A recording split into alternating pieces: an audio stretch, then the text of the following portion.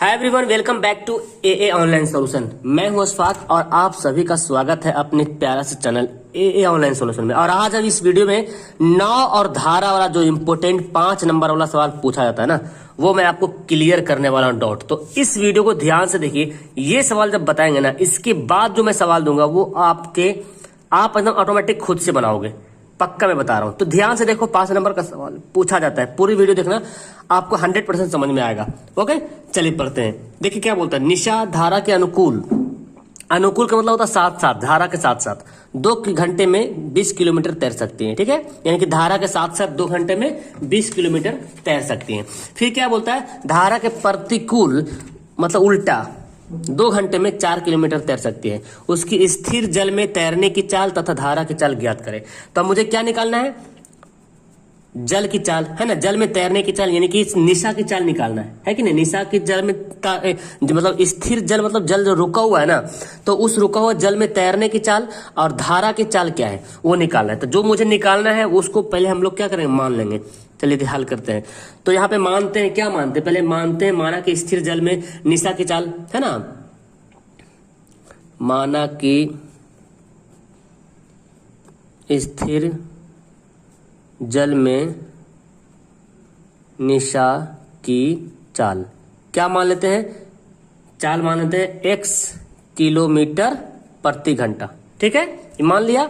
और क्या मानना है, धारा की चाल। तो धारा की चाल भी मान लेते हैं, धारा की चाल क्या मान लेंगे, y किलोमीटर प्रति घंटा। ओके, ये दोनों मैंने मान लिया। अब यहाँ पे समझिए प्रतिकूल और अनुकूल क्या होता है। अगर आप जैसे मैं यहाँ पे ये है, ये आप हो, ये या मान ये निशा है। ठीक है, निशा ऐसे जा रही है, इधर जा रही है। ठीक है, और इधर ही जो है धारा भी जा रही है। तो जाहिर सी बात धारा के अनुकूल हो गया, अनुकूल मतलब साथ साथ। तो निशा अगर 5 की स्पीड जा रही है निशा, और धारा भी अगर 5 की स्पीड बह रही है, तो मतलब निशा की स्पीड अब कितना हो जाएगी, 10 हो जाएगी, स्पीड जुड़ जाएगा, है ना। लेकिन अगर प्रतिकूल देखें, अगर निशा इधर जा रही है और धारा इधर आ रही है, तो अगर 5 की स्पीड निशा जा रही है और धारा अगर 3 की स्पीड से उधर से आ रही है, तो इसको 3 किलोमीटर ढकेल के तो कम कर देगा। निशा 5 की स्पीड जा रही थी और उधर से 3 की स्पीड धारा बह रही है, तो धारा तो 3 की स्पीड कम कर देगा, तो बचेगा 2 की स्पीड बचेगा। मतलब निशा को जाने में बहुत देर लगेगा, टाइम भी कम ज्यादा लगेगा। तो यहाँ पे धारा के प्रतिकूल निशा की चाल क्या होती है ना, वो निकाल लेते हैं। और धारा के अनुकूल निशा की चाल क्या होती है, ठीक है ना। यहाँ पे लिखते हैं धारा के प्रतिकूल निशा की चाल, यहाँ पे जो दिया रहेगा वो लिखेंगे। अब देखो, धारा के प्रतिकूल मतलब धारा के साथ साथ चाल। तो निशा की भी चाल x है, धारा की चाल y, तो दोनों का चाल क्या हो जाएगा, जुड़ जाएगा। क्योंकि प्रतिकूल मतलब सॉरी प्रतिकूल में लिख दिया, तो प्रतिकूल में माइनस कर देंगे, है ना, प्रतिकूल में माइनस लिखेंगे। और अनुकूल मतलब उल्टा होता है क्या, साथ साथ। तो प्रतिकूल मतलब उल्टा, तो प्रतिकूल क्या हो जाएगा, x माइनस वाई किलोमीटर प्रति घंटा। और लिखेंगे तथा धारा के अनुकूल निशा की चाल। ठीक है, तो धारा के अनुकूल जाएंगे तो क्या हो जाएगा, जुड़ जाएगा, दोनों को चाल क्या होगा, जुड़ जाएगा। समझ में आई ये बात आपको समझ में आएगी। ये x प्लस वाई क्यों हुआ, क्योंकि धारा के अनुकूल जा रहा, निशा की चाल x है, धारा की चाल y है, दोनों जुड़ गया। और अगर उल्टा जाएगा, प्रतिकूल जाएगा, तो निशा की चाल अगर x है और धारा की चाल y, तो दोनों क्या हो जाएगा, आपस में घट जाएगा। तो ये आपको समझ में आ गया। उसके बाद देखिए यहाँ पे क्या दिया हुआ, 2 घंटे में 20 किलोमीटर जा रही है। 2 घंटे में 20 किलोमीटर, घंटा मतलब समय दिया हुआ है, और 20 किलोमीटर मतलब क्या दिया हुआ है, दूरी दिया हुआ है। और मैंने चाल निकाल लिया, क्या, x प्लस वाई धारा के साथ साथ और x माइनस वाई धारा के उल्टा, प्रतिकूल मतलब उल्टा। तो पहला बोलता है धारा के अनुकूल, धारा के अनुकूल मतलब धारा के साथ साथ। तो धारा के साथ जाएगा तब हमारा इक्वेशन क्या बनेगा, मेन पॉइंट यहां पे आता है, इसलिए प्रश्न से, ठीक है ना। तो प्रश्न से पहले मैं ये लिखता हूं, आप मुझे बताओ, एक फॉर्मूला होता है दूरी बटे चाल बराबर क्या होता है, समय। होता कि नहीं होता है, आपको पता है दूरी बटे चाल क्या होता है, समय होता है है ना, दूरी को चाल से डिवाइड कर देंगे तो क्या निकल जाएगा, समय निकल जाएगा। इसी फॉर्मूला में हमको एडजस्ट करना है। तो देखिए पहला देखिए लाइन बोलता है कि धारा के प्रति अनुकूल मतलब साथ साथ, तो धारा के अनुकूल 2 घंटे में 20 किलोमीटर गया। चाल क्या होगा धारा के अनुकूल के लिए, धारा के अनुकूल के लिए x प्लस वाई चाल हो जाएगा, है कि नहीं, मैंने लिख दिया धारा के अनुकूल के चाल x प्लस वाई। तो दूरी कितना जा रहा, 20 किलोमीटर जा रहा, तो यहाँ पे लिखते हैं 20 और चाल क्या है x प्लस वाई, क्योंकि पहले लिख रहे हैं, पहला इक्वेशन लाइन का समीकरण बना रहे हैं। और समय कितना लगता है, 2 घंटा लगता है, तो यहाँ पे घंटा होना जरूरी है, क्योंकि घंटे ही है, अगर मिनट रहे तो घंटा में बदलना पड़ेगा इसको। अब इसको हल कर लेंगे तो क्या हो जाएगा, क्रॉस गुना कर दीजिए, 2x प्लस 2y बराबर 20, और इसको हल कर लेंगे तो एक 2 कॉमन लेते हैं यहाँ से, क्या हो जाएगा x प्लस वाई बराबर 20, 2 दहें के 20, तो मेरे पास क्या जाएगा x प्लस वाई बराबर 10। ये समीकरण फर्स्ट, यही समीकरण बनाने भर तो देरी भी तो हमारा आंसर आ जाएगा। अब देखिए तथा दूसरा इक्वेशन क्या बोलता है, धारा के प्रतिकूल मतलब धारा का उल्टा जाएगा, धारा के प्रतिकूल 2 घंटे में 4 किलोमीटर जाता है।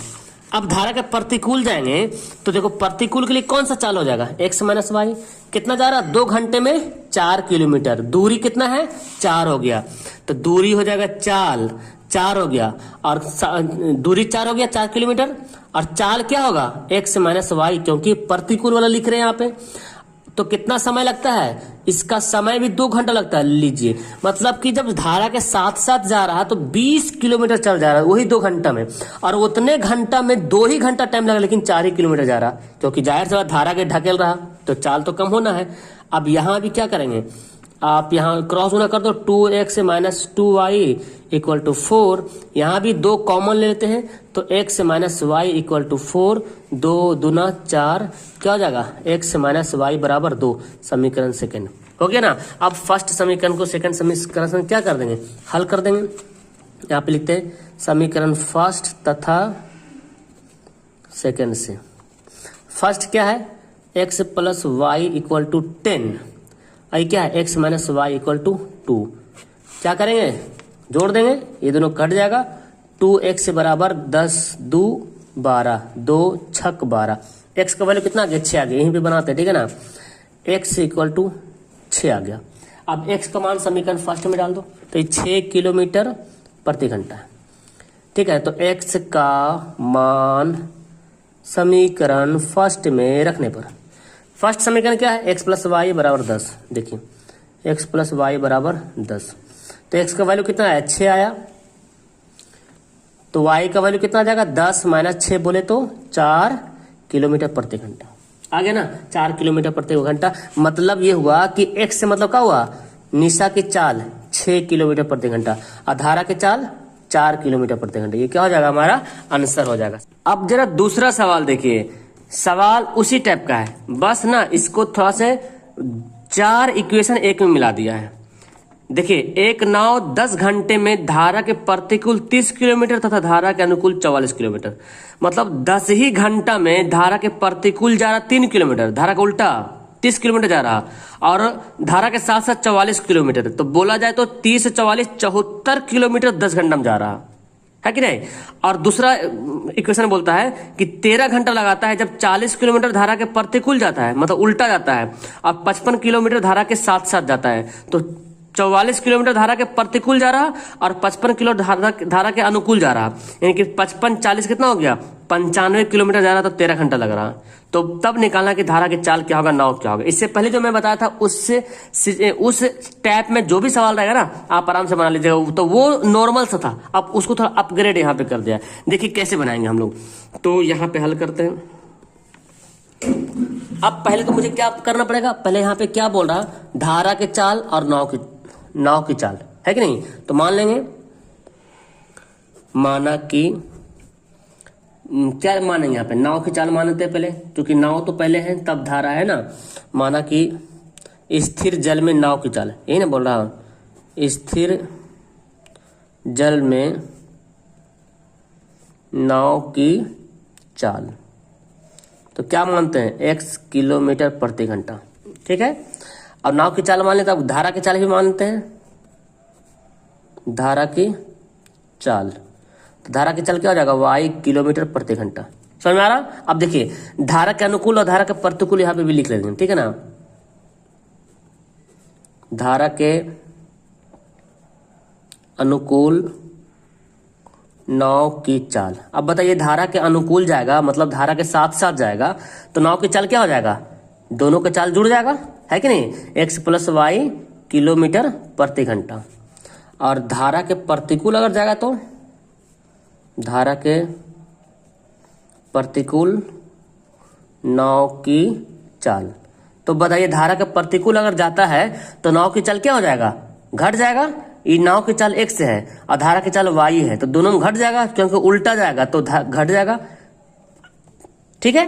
अब ये हमारा निकल गया। अब यहां से देखिए प्रश्न से यहां से बनाते हैं, यहां से जैसे प्रश्न बोलता है उसी तरह बनाएंगे। देखिए क्या बोलता है, हमको यहां पे बोल रहा है 10 घंटा लग रहा। अब समझिए बात को, 10 घंटा कैसे लग रहा है। देखिए इधर से जाने में तो मान लेते ये प्रतिकूल है, जैसे कि जा रहा और उधर से धारा बह रही है तो धारा के प्रतिकूल हो गया, तो गया ना इधर से अगर आप इधर से गए हैं, धारा ऐसे बह रही थी और आप इधर गए हैं 30 किलोमीटर चल गए, ठीक है। और आप अब देखिए धारा तो ऐसे ही पहले बह रही थी, अब आप फिर इधर से लौटना शुरू हो गए तो धारा के साथ साथ आना शुरू हो गए आप। तो जब धारा के साथ साथ आ रहे हैं तो 44 किलोमीटर आ गए, तो गए और आए तो टोटल लग रहा 10 घंटा समय लग रहा। और दूरी कितना हो गया? 30 और 44 कितना हो गया? 70 74। तो दोनों के लिए अलग अलग हमारा मतलब बन रहा दूरी, और ये क्या है? चाल है। आई दूरी फिर इधर से चाल बनेगा हमारा, तो हम यही इक्वेशन यहाँ पे लिखेंगे। तो प्रश्न से हम क्या लिखते हैं? पहला जो प्रश्न बोलता है कि 10 घंटे में धारा के प्रतिकूल 30 किलोमीटर तथा धारा के अनुकूल 44 किलोमीटर। तो आप पहले ये मुझे ये बताओ कि किलोमीटर 30 है यानी कि दूरी 30 है और चाल कितना हो जाएगा? प्रतिकूल लेंगे तो क्या हो जाएगा चाल? x minus Y. तो मैं यहाँ पे लिखता हूं 30 बटे x माइनस वाई। तो ये क्या है?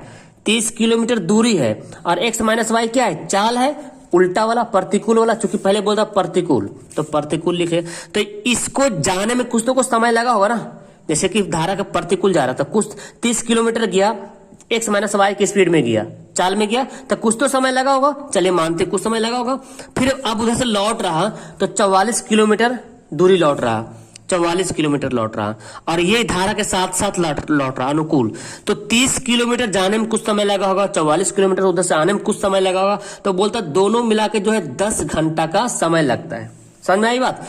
30 किलोमीटर धारा के प्रतिकूल जा रहा था, दूरी बटा चाल, प्रतिकूल मतलब उल्टा, और 44 किलोमीटर धारा के अनुकूल जा रहा मतलब x प्लस वाई, जुड़ गया चाल। तो ये हमारा कुछ समय बनेगा, दूरी बटा चाल समय, दूरी बटा चाल समय। तो ये टोटल समय मिलके कितना हो गया? 10 बन रहा, ठीक है ना। अब तथा अब दूसरा बनाते हैं, इसको हल करेंगे, आसानी तरीके से हल करेंगे। तथा दूसरा क्या बोलता है? देखिए दूसरा बोलता 13 घंटा में वह 40 किलोमीटर धारा के प्रतिकूल जा रहा। अब पहले बनाएंगे 40 किलोमीटर जा रहा धारा के प्रतिकूल मतलब x माइनस वाई, ठीक है ना।